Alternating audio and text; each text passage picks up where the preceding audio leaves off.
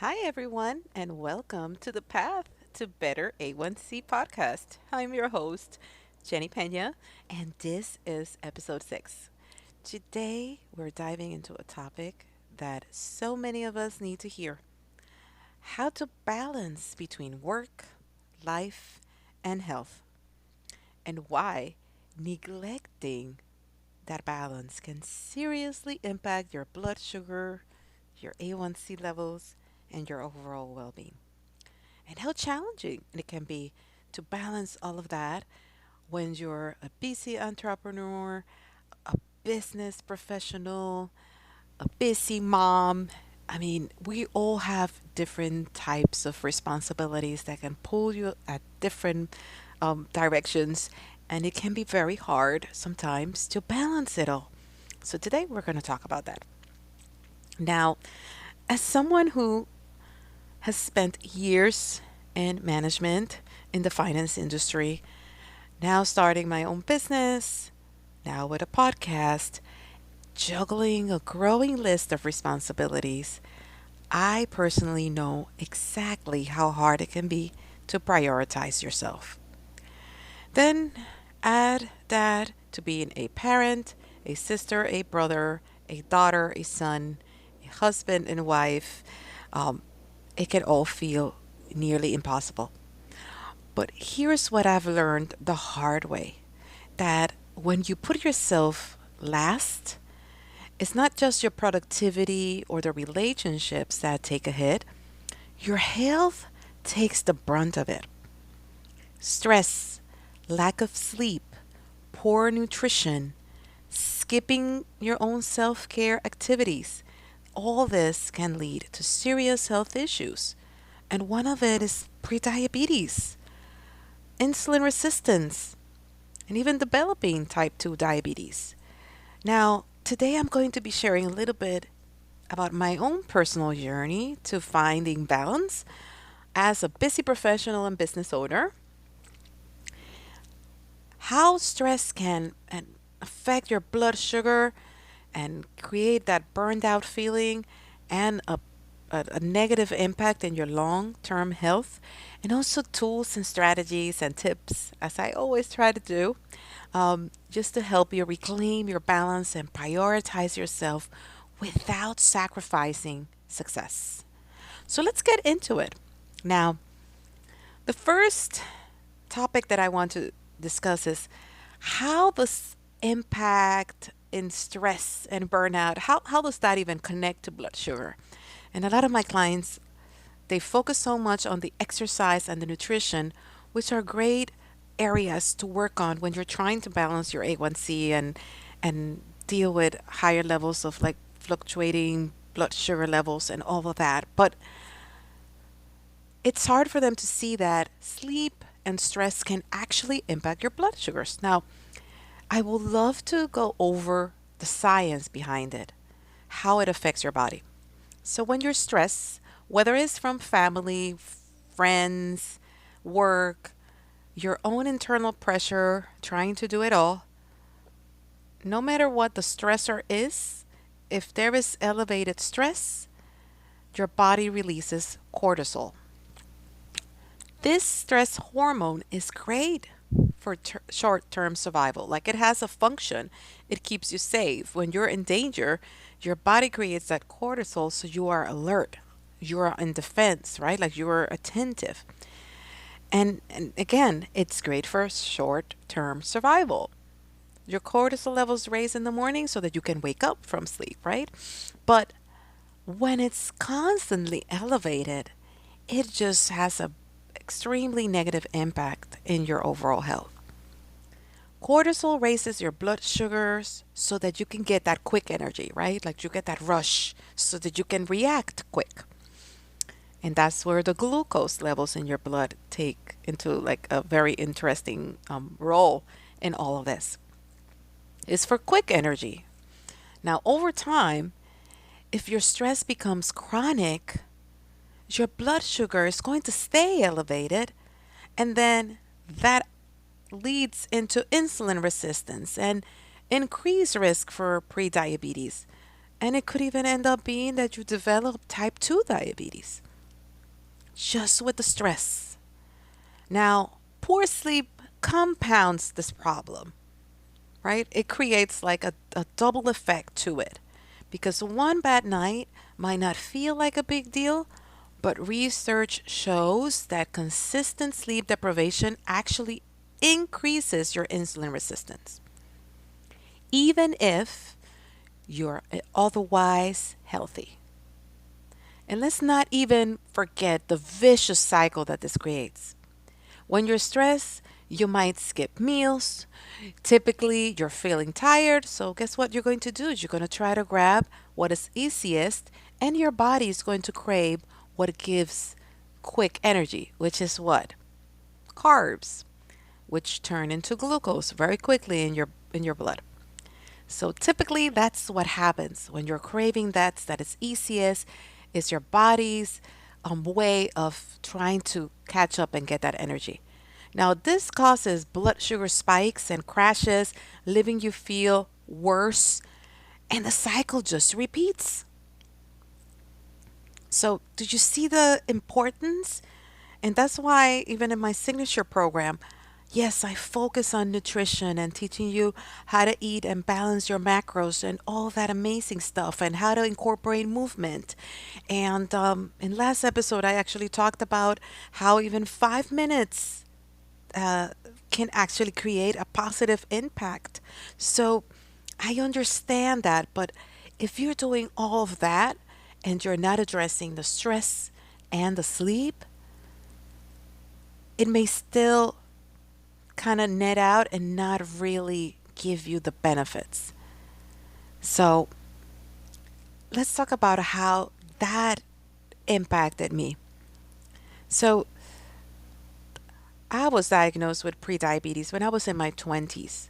I was young, thriving, trying to advance, move in my career, um, not eating very well, a lot of takeout, a lot of going out after work, a lot of cocktails for networking.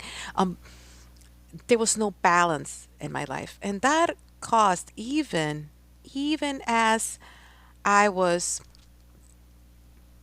trying to be healthy in some way, I was not sleeping well. I was just not taking care of the important areas in my life. So here I was, PCOS, which is tied to insulin resistance, and prediabetes. And I was not even overweight at that point. I ignored it for a while. I started gaining weight rapidly. It seemed like even if I went to all these different diets, right, all that impacted. And that's how I ended up being a health coach. By my own research, trying to address my own health, I discovered that, okay, I can actually balance my blood sugars through lifestyle changes and making sure I eat in a certain way and I exercise and prioritize sleep and stress. Now, there is always this need for us to remind ourselves of that. Um, when I first started launching my business, and at times, sometimes I have to do it, but I was working late, working almost at any time that I had available. I was always at the computer, and at times there was not as much balance. Um, Eventually, I started feeling a bit tired. I was not as focused. Um, I was not having as much patience with my son.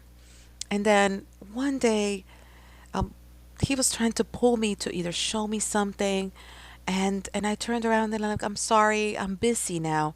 And he turned and said, Mommy, you're always working. And that broke my heart. It was a realization that someone very important in my life, my son, made a statement that actually I couldn't tell him no. It was absolutely true. I was working all the time. And that was a wake up call. And and it was not that the time that I was spending was not to build something meaningful. My business is meaningful and important and it's a passion and I want everyone to be aware about diabetes and how to address it if they're at a higher risk. Like, that is my vision and mission. But I cannot take care of him. I cannot take care of my family, my household. I cannot build relationships with my extended family, with friends. I cannot establish all these things unless I bring that balance in. So it was a huge wake up call for him to tell me that, because I have done that before in a different scenario, single, right? And no kids, and still I couldn't exercise balance then. So it doesn't necessarily mean that you need to have a family to not exercise balance. You can still be in balance in terms of your priorities and how you spend your time. Now, when you're doing that, you're not eating properly. I was not sleeping enough. I was constantly stressed. My brain almost was always wired thinking about all my to dos and all the things that are pending or the things that are not working, that I had to go to bed, but I went to bed without them working. So you see how everything is like piling together and can actually like do that. Um, so I would just say, if you are stressed like that, don't wait until there is a wake up call. Don't wait until you go to a routine checkup with your doctor and they tell you that your A1C levels are elevated to actually take action. This is your wake up call. I realized I had to become aware and realize that I couldn't be the business owner, the leader, the influencer, the advocate, the mom that I wanted to be, the friend that I wanted to be, unless I didn't prioritize my health. And this is coming from a health coach. So this can happen to anyone. And in the end, how can you pour into others if your own cup is empty? So this is your call to assess, examine, and think about how can you bring balance and boundaries and at times saying no and finding the tools that work for your life so that you can bring that balance, right? And we're going to talk about that now. So, a lot of clients are like, well, how do I do this, right? I have some clients that would say, I can't shut my brain off. Like the brain is constantly thinking about everything, right? Or I just can't have quality sleep. Or I have all of these deadlines. So let's think about what are some strategies and tools that you can apply. And it may not be a fit for everyone, but I want to encourage you to reflect on this and really think it through. Most of my clients, I'm going to say most, but I'm pretty sure that 100% of my clients that are experiencing this imbalance in terms of stress and sleep and how it's impacting their blood sugars, they figure out a way of finding balance. Now, time blocking. If you're an executive, if you're an entrepreneur, if you're like blocking time, it's key. Plan your week, plan your month, establish days that you're going to maybe either limit your checking your emails and your messages or social media, right? Like there's a lot of social media engagement when you have a business, right? There's a lot of promotion, a lot of marketing. Um, Limit that and schedule it and be efficient with your time, right? I juggle with a lot, and time blocking actually saved me. Establishing days that I'm like I refuse. I'm not going to be sitting at the computer, but I am going to spend quality time with my family. Or I am going to spend some time on my own, either reading a book, watching a funny show or a movie, or even taking a walk outside, breathing some fresh air, grabbing a cup of coffee or tea, something that brings balance. So, I personally started setting specific times for work, specific times for family, specific time for self care, personal care, and I typically block off 30 minutes after lunch to go for a quick walk.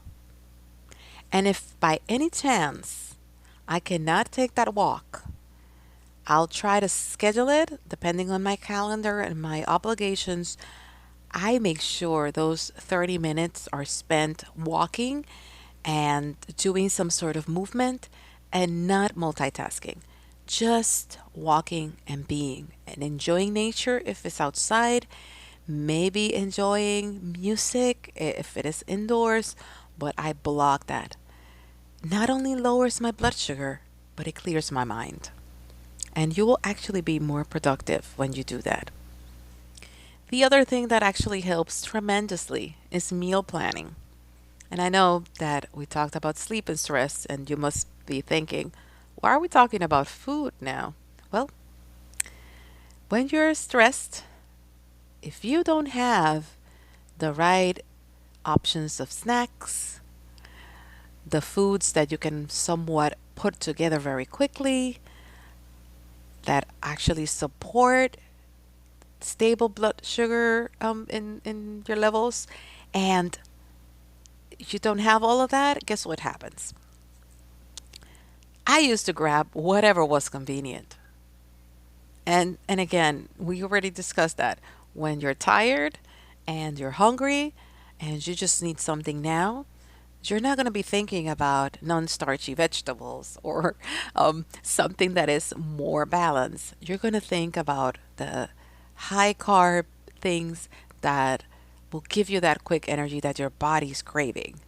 So those are the things that you're going to go. So for me, I love to have hard boiled eggs, mixed nuts, strings of cheese, meat sticks, um, veggies with hummus, things that if I need a pick me up, if by any chance um, things are tough, I can grab onto these things.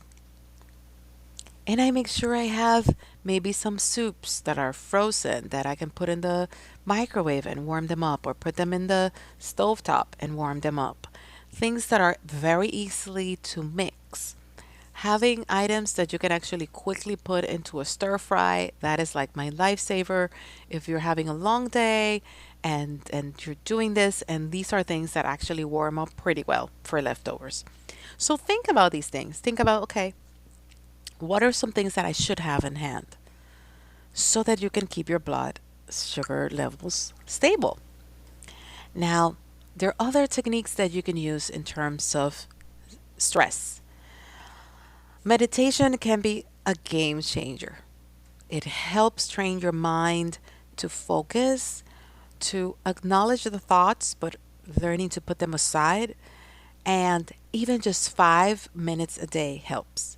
There are tons of apps out there, free with a membership. Look through it. YouTube has a lot of videos.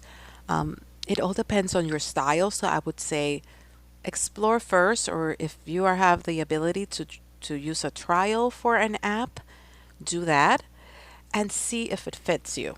Because me personally, there are some apps that maybe the voice doesn't seem soothing to me. They're not of my liking for some reason. Um, or it could be even the music or the style or the prompts. So try to find something that fits you, but start even 5 minutes. And there's some apps that are great. Like I personally enjoy Balance. There is Headspace, there is Calm, Aura, Smiling Minds. I'll put a list on the episode notes. However, do your research because they're all different, right? It's a similar concept, but they're all very different. So find the one that fits you. Um, and those are easy way of incorporating that meditation. But even if you don't want that, a couple of deep breaths and acknowledging and trying to just focus on your breath. Don't think about the to do or the obligations or what's happening tomorrow, what happened yesterday, but focus on your breath, listening to your breath, feeling your body, how the air comes in and out. If you do that for about a minute, that would actually help you tremendously. And there's one breathing technique that I personally enjoy. And I learned that on the very first lecture when I was becoming and studying to be a health coach. And that's the 478 method. So it's like you inhale for 4 seconds, you hold for 7, and you exhale for 8 seconds. And if you do that 2 or 3 times, if you're waking up in the middle of the night, it actually works tremendously. If you're really stressed out, it helps your brain and your body relax and almost signaling the body not to produce as much cortisol. So try that and see what works. It could be meditation, could be breathing. Now, the other thing is sleep. If you set up sleep as a priority, ideally you should aim for 7 to 8 hours a night. And I know again, a lot of people are like, that's impossible. I don't know if I can do it. But make sure you do that and you try to prioritize sleep. See why you cannot get that amount. Is it that you like to watch TV? Can you switch your schedule a little bit? Um, Also, another thing that I would say to keep in mind is sleep and stress are related, but sleep is one thing that you could address partially with environment. So check the temperature of your room, the texture of your pajamas, the texture of your sheets, all of that, the amount of light that comes inside your room, all of these can have an impact on your sleep. So evaluate that first. And the last tip that I have for you is set boundaries and delegate. Some people that maybe high achievers, I can be like that. Um, you have to learn to say no and delegate tasks. And remember that every time you say yes to something, you're saying no to something else. So you're making a choice. Now, if you do a sacrifice just because it's a project, just because it's something temporary, still try to shift and balance things. Because otherwise, you're going to be saying no to your health, and eventually it's just going to be hard for you to manage. Now, why balance is non negotiable? At the end of the day, balance or having a balanced life or balanced schedule, and now after COVID, the work life balance that many of us didn't enjoy before, and now everybody's fighting so much to grab and hold on to, it's not just a nice idea, it's a necessity because chronic stress and burned out, it doesn't just hurt you, it hurts everyone around you. It was hurting my own son and I didn't realize it. So, as a business owner that maybe you are, a professional, a leader, you have a responsibility to model to those around you what healthy success looks like. So I want you to leave you with this question. What is one small change that you can make today to start filling your cup and bringing balance into your life? That's it for today's episode of The Path to Better A1C. I hope this episode gave you some insights and inspiration to start prioritizing yourself and prioritizing your health. I would love to hear from you. What are your biggest challenges when it comes to balance?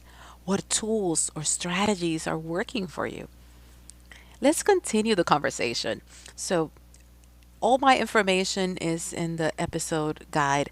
Please leave a comment, connect with me on social media. I would love to hear how you have assessed your life and how balanced it is or is not, and what are you doing to make a change.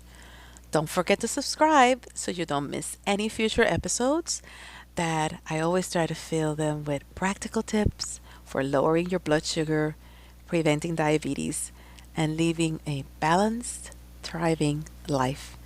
Thank you so much for tuning in and giving me your time. And hopefully, I have brought some balance, and this episode may have been a way of you performing self care. I'll see you on the next episode.